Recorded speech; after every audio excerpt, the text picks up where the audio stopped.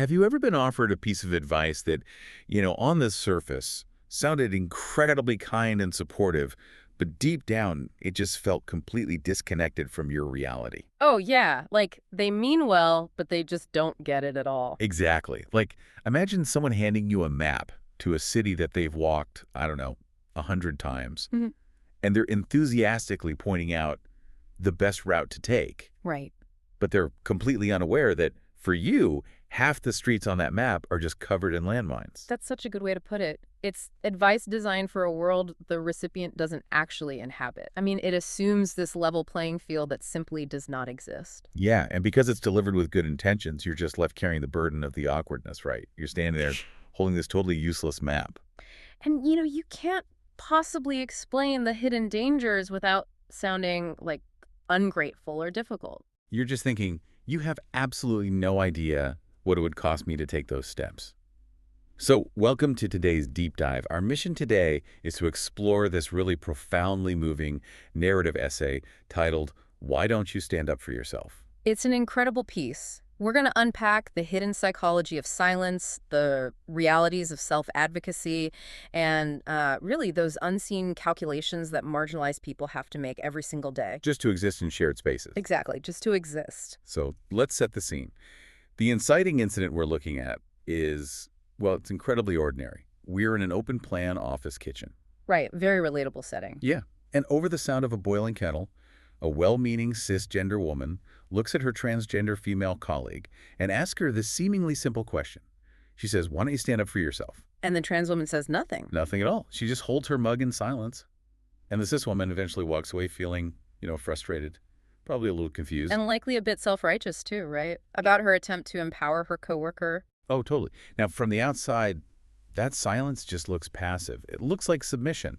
Or a failure to advocate for oneself. But the narrative takes us directly inside the trans woman's head during that agonizing pause. Yeah, and it shows us she isn't actually devoid of a response. She has this whole architecture of things she could have said. Right.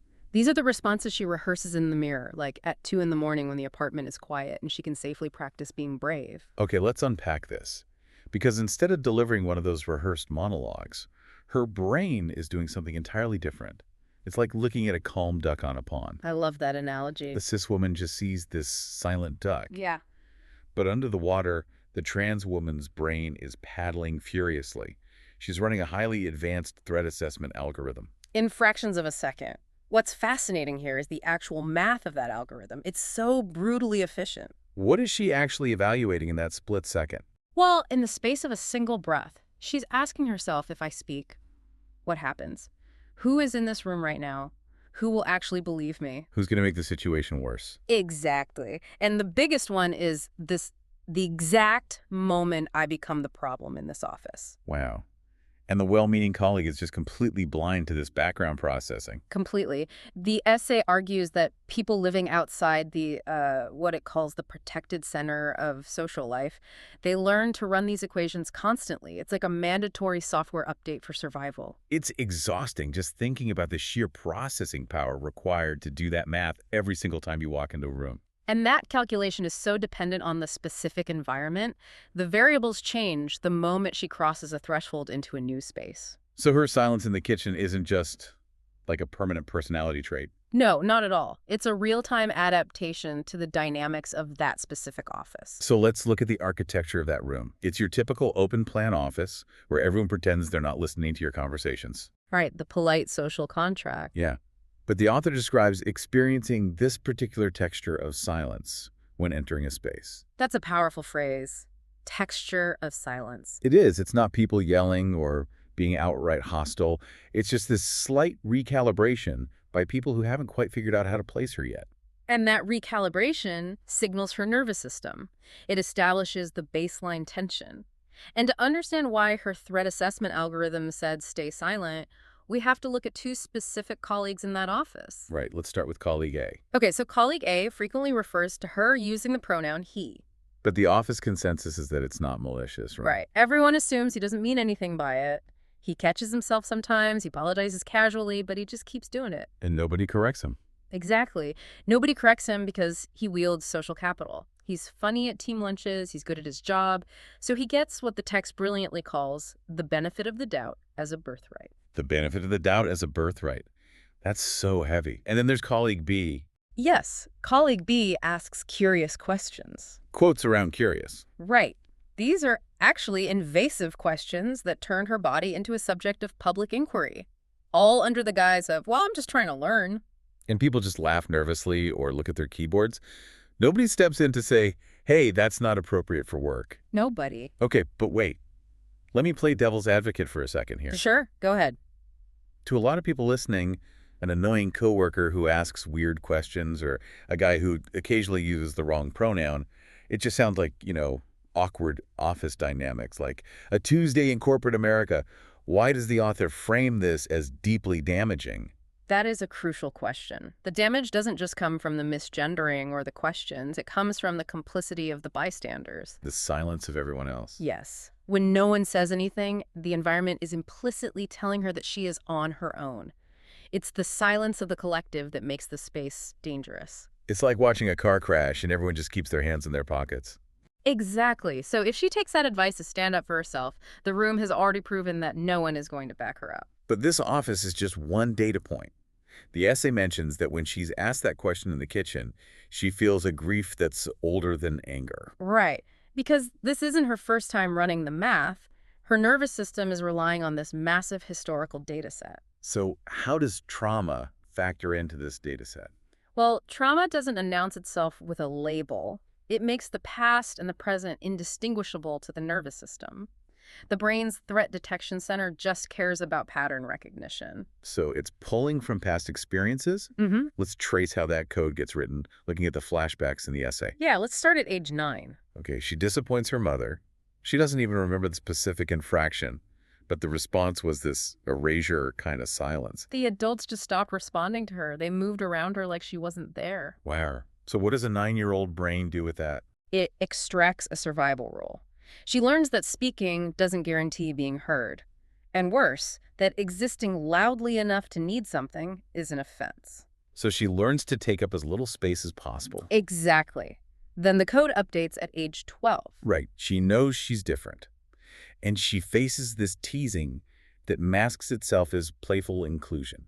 Playful teasing is so insidious because of the can't you take a joke defense? Right. If she objects, she's too sensitive. And if she names the harm, she becomes the problem in the group. So the algorithm updates again, the safest path is invisibility.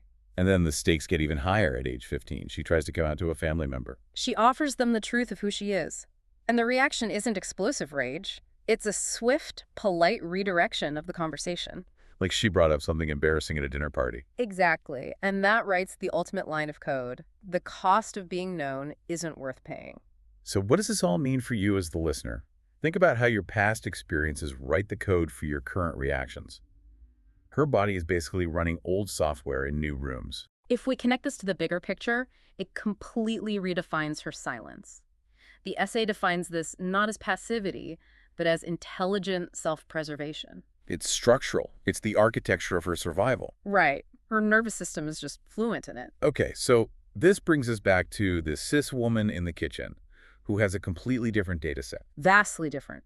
The cis woman trusts the room because her data set tells her that when she speaks up, at least sometimes someone says, you're right. While the trans woman knows, with receipts, that standing up almost always costs more than it returns. Exactly. Here's where it gets really interesting, though. Isn't telling someone to stand up for themselves supposed to be empowering?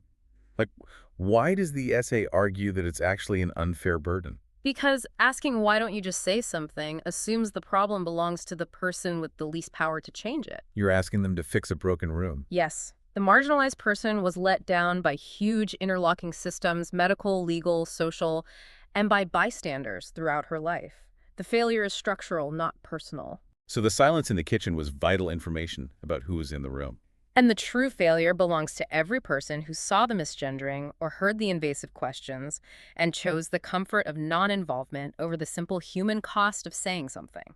So if the failure is structural and the world won't always protect you, how does the essay suggest a person navigates this internally without just, collapsing into shame? The narrative introduces this beautiful concept of becoming your own first witness.